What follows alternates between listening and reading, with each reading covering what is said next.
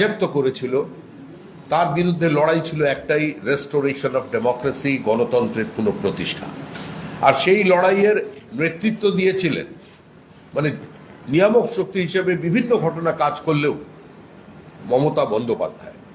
তাই মানুষ গণতন্ত্রের পুনঃপ্রতিষ্ঠার স্বার্থেই মহিলা নির্যাতন বন্ধ করতে, ধর্ষণকে রাজনৈতিক হাতিয়ার হিসেবে ব্যবহার করা রুখতে এবং সর্বোপরি পশ্চিমবঙ্গের গণতান্ত্রিক ব্যবস্থা, মানুষের মৌলিক অধিকারগুলোকে পুনরায় প্রতিষ্ঠিত করবার স্বার্থে আজকে একটি তথাকথিত পালাবদল ঘটিয়েছিল 2011 সালে। কিন্তু 2011 সালের পর থেকে এই মুহূর্তে আমরা যারা দেখছি, আমরা কি পেয়েছি আর কি পাইনি। এই মুহূর্তে একজন মহিলা মুখ্যমন্ত্রীর শাসনকালে আমরা ঠিক কোথায় এসে পৌঁছেছি তা নিয়ে আজকে আমাদের একটি ব্ল্যাক পেপার প্রকাশিত হবে, এবং সেটা প্রকাশ করছেন ভারতীয় জনতা পার্টির পশ্চিমবঙ্গ রাজ্য শাখার সভাপতি, কেন্দ্রীয় মন্ত্রী ডক্টর সুকান্ত মজুমদার। বললো একটু তারপর। সবাইকে নমস্কার। মাননীয় শ্রমিকদা মুখবন্ধ করেছেন। আপনারা জানেন যে 11 সালের পর থেকে মমতা বন্দ্যোপাধ্যায়ের নেতৃত্বে যে সরকার গঠন হয়েছে, সেই সরকার সিপিএমের একটি মেধাবী ছাত্রীর সরকার। সিপিএম নন্দীগ্রামের আন্দোলনকে দমনপীড়ন করার জন্য ধর্ষণকে রাজনৈতিক হাতিয়ার হিসেবে ব্যবহার করেছিল। মমতা বন্দ্যোপাধ্যায়ও 21-এর নির্বাচনের পর, 21-এর বিধানসভা নির্বাচনের পর ধর্ষণকে রাজনৈতিক হাতিয়ার হিসেবে ব্যবহার শুধু করেননি, মিডিয়ার সামনে নিজে বলেছেন যে ওই 3 দিনের দায়িত্ব আমার নয়, কারণ ওই সময় আমি দায়িত্বে ছিলাম না, নির্বাচন কমিশন দায়িত্বে ছিল। অর্থাৎ প্রথম কোনো মুখ্যমন্ত্রী সমস্ত দায়িত্ব ঝেড়ে ফেলার কাজ মুখ্যমন্ত্রী মমতা বন্দ্যোপাধ্যায় করেছিলেন মুখ্যমন্ত্রী হিসেবে।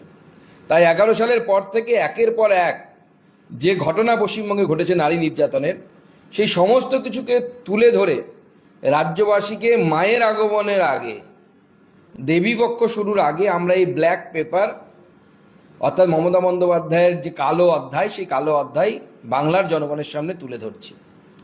এবং আমাদের পুরো টিম, আমাদের অধ্যাপক বিমল শঙ্কর নন্দ, চিত্তরঞ্জন মণ্ডল, ডক্টর মধুচন্দা কর, অয়ন বন্দ্যোপাধ্যায় এবং জয়ন্ত গুহ, এরা প্রত্যেকে মেটিকিউলাসলি কাজ করে 2011 সালের পর 2012 থেকে সেই পার্ক স্ট্রিট গণধর্ষণ, যেখানে গাড়ির মধ্যে ধর্ষণ করা হয়েছিল, এবং তারপরে মমতা বন্দ্যোপাধ্যায় কি বলেছিলেন এবং তার স্বনামধন্য ডাক্তার এমপি তিনি কি বলেছিলেন, সেই থেকে শুরু করে হাঁসখালি, রানাঘাট, কালিয়াগঞ্জ, শিলিগুড়ি, উত্তর 24 পরগনা, দক্ষিণ 24 পরগনা, মুর্শিদাবাদ, মালদা, একের পর এক যে ঘটনা ঘটে গেছে, ডেট তারিখ উল্লেখ করে আমরা তার সমস্ত তথ্য বাংলার জনগণের সামনে তুলে ধরেছি। বাংলার জনগণের কাছে এই ব্ল্যাক পেপারের মাধ্যমে নারী নির্যাতনের যে বর্বরতা, সে বাংলার মানুষের কাছে পৌঁছে যাবে। তার সাথে সাথে আরজিকর কাণ্ডের আমরা পুরো যে রাজ্য সরকারের তরফ থেকে আরজিকর কাণ্ডকে ধামাচাপা দেওয়া, তাকে পুরোটা আত্মহত্যা বলে চালিয়ে দেওয়ার জন্য যে ধরনের কাজ রাজ্য সরকার করেছে, সেটাও আমরা এই ব্ল্যাক পেপারের মধ্যে পুঙ্খানুপুঙ্খভাবে সেটা উল্লেখ করেছে আমাদের টিম। শুধু তাই নয়, আমরা গ্রাফিক্যাল রিপ্রেজেন্টেশনের মাধ্যমে, অর্থাৎ গ্রাফের মাধ্যমে আমরা দেখিয়েছি যে 2010-11 যে সরকারকে আমরা সরিয়েছিলাম, তার আমলে মহিলাদের উপর যে অত্যাচার হতো তা অ্যাপ্রক্সিমেটলি 29,000 ছিল। সেটা 11-12-তে মমতা বন্দ্যোপাধ্যায় আসার পর সেটা বেড়ে 30,000-এর উপরে হয়ে যায়। অর্থাৎ রাজ্য সরকার আসার সাথে সাথে সমস্ত ঘটনা বাড়তে থাকে। শুধু তাই নয়, নারী নির্যাতনের ঘটনায় পশ্চিমবঙ্গে দিনের পর দিন পশ্চিমবঙ্গ যেভাবে জাতীয় হারের থেকে বেশি মহিলাদের বিরুদ্ধে যে অপরাধ, গোটা দেশের মধ্যে তার পার্সেন্টেজ হচ্ছে 65.40, অ্যাভারেজ, ন্যাশনাল অ্যাভারেজ আমরা যাকে বলি। এবং মনে রাখবেন, এই সমস্ত তথ্য হচ্ছে ন্যাশনাল ক্রাইম ব্যুরো রেকর্ড যে আছে তাকে দেয়া, এনসিআরবি যাকে আমরা বলি। এবার মনে রাখবেন, এনসিআরবিতে পশ্চিমবঙ্গ কোনো পুরো তথ্য দেয় না, এবং পুরো তথ্য না দিয়েই কলকাতাকে সেফেস্ট সিটি, হ্যান ত্যান এসব প্রমাণ করার চেষ্টা করে। তারপরেও, এত ঢাকার পরেও, মুখ্যমন্ত্রী বলার পরেও যে আপনারা যখন তখন এফআইআর করবেন না, আগে পুরো ঘটনাটা হয়েছে কিনা তবে জেনে এফআইআর করুন। অর্থাৎ এক কথায় ইনডাইরেক্টলি পুলিশকে বলা, নির্দেশ দেয়া যে ধর্ষণ হলে এফআইআর যেন না করা হয়। এবং তারপরেও দেখা যাচ্ছে যে পশ্চিমবঙ্গ দেশের মধ্যে দেশের ন্যাশনাল অ্যাভারেজ, যেটা আমি বলছিলাম 65.40 থেকে অনেক বেশি 71.20। আর যে কথায় কথায় গুজরাট গুজরাট গুজরাট বলে, গুজরাটের থেকে 40 গুণ বেশি। গুজরাটের থেকে আমাদের এই যে মহিলাদের বিরুদ্ধে যে কায়েম করার রেকর্ড, সেই রেকর্ড হচ্ছে 40 গুণ বেশি। মহিলা পাচারের ক্ষেত্রে পশ্চিমবঙ্গ 2022 সালের তথ্য অনুযায়ী, এনসিআরবিতে দেয়ার তথ্য অনুযায়ী, যেটা রাজ্য সরকার স্বয়ং দেয়া তথ্য, আমাদের তথ্য না, সেই তথ্য অনুসারে পশ্চিমবঙ্গ সত্যি এগিয়ে বাংলা মডেল। নারী পাচারে পশ্চিমবঙ্গ রেকর্ড তৈরি করেছে, সেই রেকর্ডের দিক থেকে সবার উপরে। এবং যেটা বলছিলাম, মানে 67 যদি হয় 100-তে 2022-এ পশ্চিমবঙ্গ, সেখানে গুজরাট হচ্ছে 9। বুঝতে পারছেন আমরা কোন জায়গায় পৌঁছে গেছি। এবং যেভাবে জাতীয় মহিলা কমিশন থেকে শুরু করে প্রত্যেকে এসে এই রাজ্য সরকারের বিরুদ্ধে, এই রাজ্য সরকার মহিলাদের সুরক্ষা দিতে না পারার বিরুদ্ধে যেভাবে মুখ খুলেছে, তা বাংলার মানুষের জানা দরকার। সেজন্য বাংলার মানুষের সামনে আমরা এই ব্ল্যাক পেপার তুলে ধরছি। এবং আমার বিশ্বাস, বাংলার মানুষ এই মাতৃ আরাধনার সাথে সাথে মায়ের এই মাটিতে যেভাবে আমাদের মা বোনেরা যেভাবে লাঞ্ছিত হচ্ছে, বাংলার মানুষ সেটাকে নিশ্চয়ই স্মরণে রাখবে। এবং মায়ের কাছে সবাই বাংলার মানুষ প্রার্থনা করবে যে অত্যাচারী শাসকের অবসান প্রয়োজন। আমি ধন্যবাদ জানাবো আমাদের এই টিমকে, যারা আমাদের এই ব্ল্যাক পেপার সংকলনের কাজ করেছে, যাদের নাম আমি আপনাদের সামনে পড়লাম। আমি সকলকে ধন্যবাদ জানিয়ে এবার আমরা আনুষ্ঠানিকভাবে আমরা এটাকে রিলিজ করছি। বসে না দাঁড়িয়ে? ক্যামেরা সেট আছে তো? মানুষের কাছে পৌঁছবে কি হবে? সংবাদ মাধ্যম ছাড়া ওটা একটু বলে দেবেন।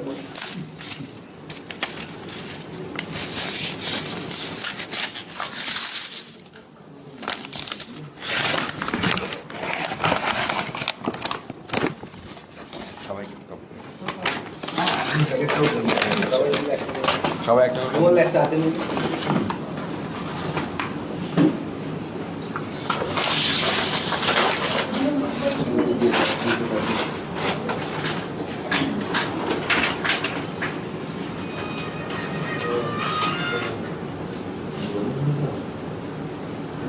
ঠিক আছে।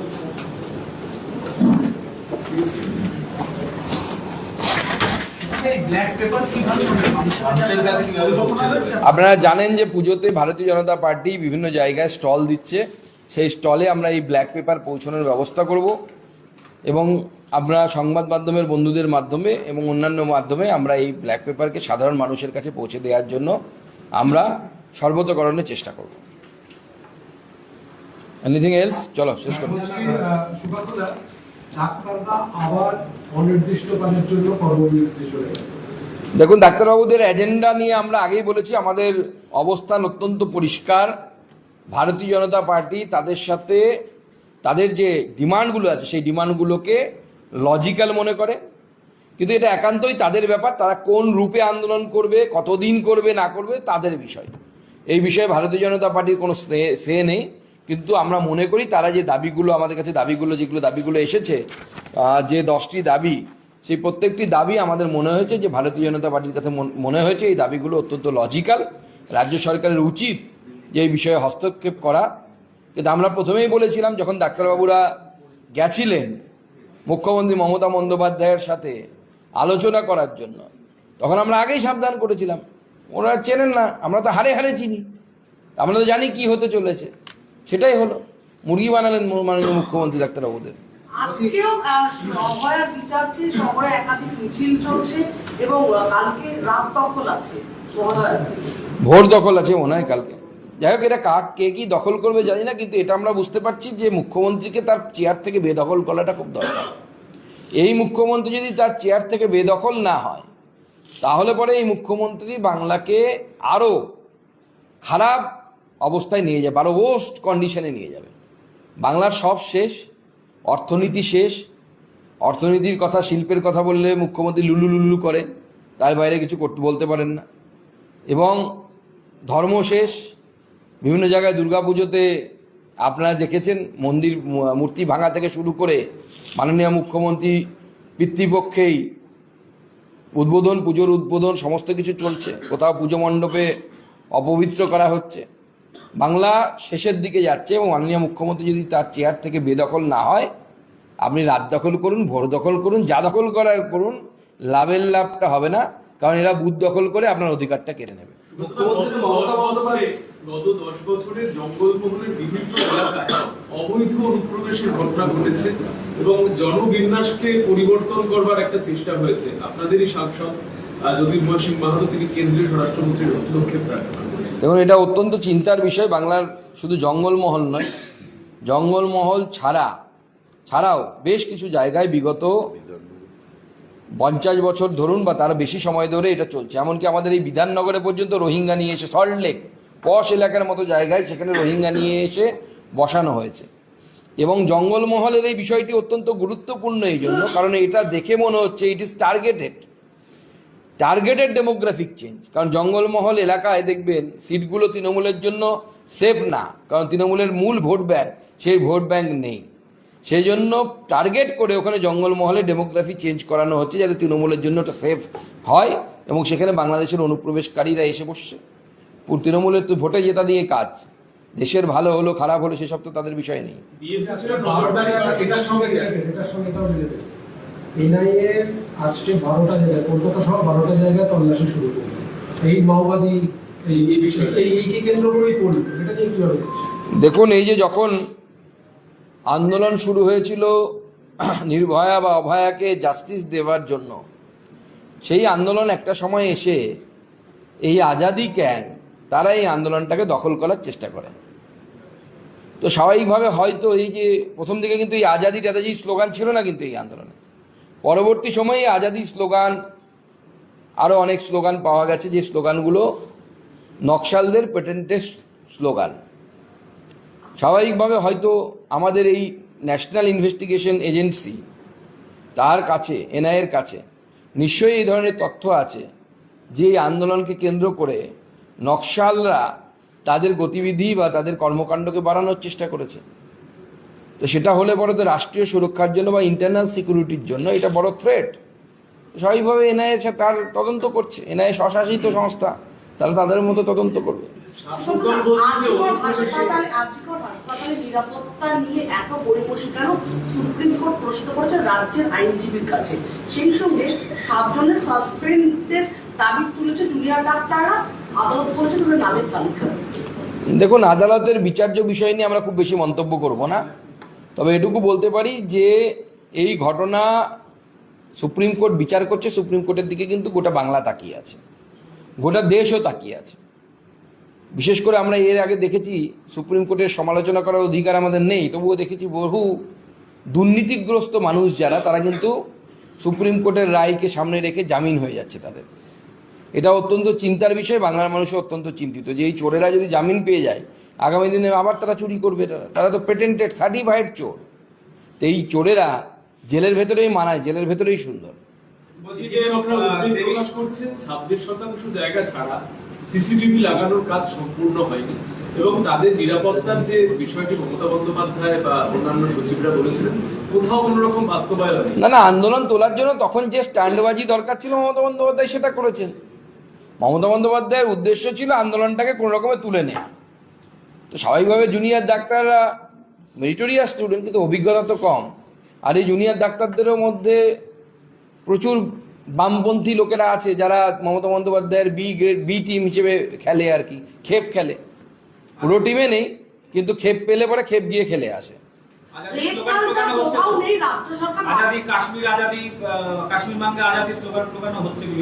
না, এই তো নকশালাইট যারা আছে তারা এটা করার চেষ্টা করছে। এবং যবে থেকে আজাদি স্লোগান উঠেছে তবে থেকে এই আন্দোলনে সাধারণ মানুষের যে পার্টিসিপেশন, সেই পার্টিসিপেশন কমে গেছে। কারণ পশ্চিমবঙ্গের এবং ভারতবর্ষের বেশিরভাগ মানুষ হচ্ছে রাষ্ট্রপ্রেমী, তারা ভারতবর্ষকে ভালোবাসে। পশ্চিমবঙ্গের বেশিরভাগ মানুষ রাষ্ট্রপ্রেমী, ভারতবর্ষকে ভালোবাসে। তারা চায় না কাশ্মীরের আজাদি, তারা চায় 370 ধারা বাতিল হোক। তারা হয়তো অন্য রাজনৈতিক দল করতে পারে, যে তৃণমূল করে সেও রাষ্ট্রবাদী হলে পরে সে চায় যে 370 ধারা বাতিল হোক। এই মুহূর্তে সদস্যপদ বাতিল করে দেওয়া হবে। এই মুহূর্তে বিরূপাক্ষ বিশ্বাসের সদস্যপদ কার সদস্যপদ? বিরূপাক্ষ বিশ্বাস কোথাকার সদস্যপদ? মোহনবাগানের, ইস্ট বেঙ্গলের না কোথাকার? আইএমএ আইএমএ একটি সংস্থা, তারা কাকে সদস্য দেবে না দেবে, তবে এত পরে হচ্ছে কেন? আগেই তো এদের বাতিল করা উচিত ছিল। আগে কি আইএমএ জানতে পারেনি? মুর্শিদাবাদ মেডিকেল কলেজে থ্রেড কালচার নেই সেটা প্রমাণ করতে পড়ুয়াদের থেকে জোর করে বয়ান লিখিয়ে দেওয়া হয়েছে। দেখুন, গোটা রাজ্যটাই তো থ্রেড কালচারের উপরে চলছে। থ্রেড কালচার না থাকলে পরে বিধায়কই থাকতো না তৃণমূল কংগ্রেসের, তো সব পালিয়ে যেত, সবাই অখুশি। পুরো রাজ্যটা, ডাক্তার শুধু নয়, ডাক্তার, মেডিকেল কলেজ তো ছেড়ে দিন। আরে পশ্চিমবঙ্গে আপনি বিজেপি করলে পরে আপনাকে রাস্তার উপরে দোকান দিতে দেওয়া হয় না, আপনার দোকান ভেঙে দেওয়া হয়। এর থেকে বড় থ্রেড কালচারে কোনো প্রমাণ লাগবে নাকি? যারা একজন সাধারণ যে চপ ভেজে গায়ে রাস্তার ধারে বা এগরোলের একটা দোকান করে বা পুরি সবজির একটা দোকান করে, টোটো অটো চালায়, তাদের টোটো অটো বন্ধ করে দিচ্ছে, তারা ডাক্তারদেরকে থ্রেট দেবেন? এটা বিশ্বাসযোগ্য? পুরো রাজ্যটাই থ্রেটের উপরে চলছে। রেশন নিতে দেওয়া হয়নি 21-এর পর বিজেপির লোকেদেরকে, ভ্যাকসিন নিতে দেওয়া হয়নি, মোদির পাঠানো ভ্যাকসিন তৃণমূল নেতারা কান ধরে বের করে দেয়, বিজেপি করিস ভ্যাকসিন নিবি না। তো গোটা রাজ্যটাই তো থ্রেটের উপর দাঁড়িয়ে। এই থ্রেট আছে বলে, পুলিশ আছে বলে মমতা বন্দ্যোপাধ্যায় এবং তার দলবলের রাস্তায় ঘুরে বেড়ায়।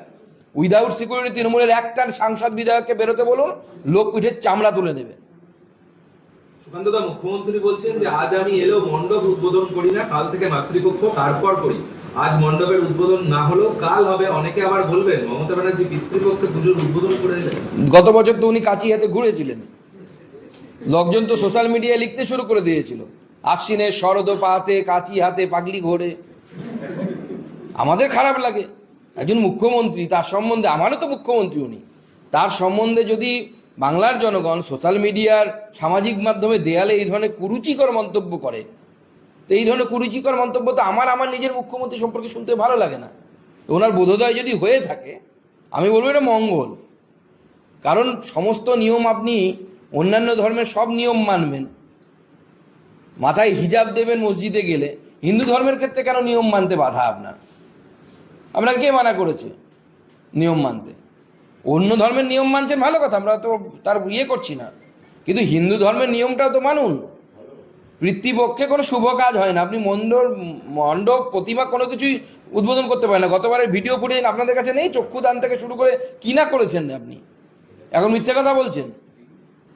বলছি যে পুজোর মরশুম তো শুরু হলো, বিজেপি কর্মীরা পুজোয় কি করবে? আমরা তো আগেই আমাদের কর্মসূচি বলে দিয়েছি, আমরা বিভিন্ন জায়গায় স্টল করব, সেখানে সই সংগ্রহ করব, মানুষকে এই ব্ল্যাক পেপার যেটা হয়েছে মানুষকে সেটা জানাবো, মানুষকে পড়াবো, ধর্ষণে এগিয়ে। এবং আপনারা ব্যাক দিকটা হয়তো দেখেননি, তাতে আমরা বাংলা মানে উন্নয়নে যে পিছিয়ে, আমাদের জিডিপিতে যে কন্ট্রিবিউশন দিন দিন কমছে, এটাও এখানে আমরা দিয়েছি।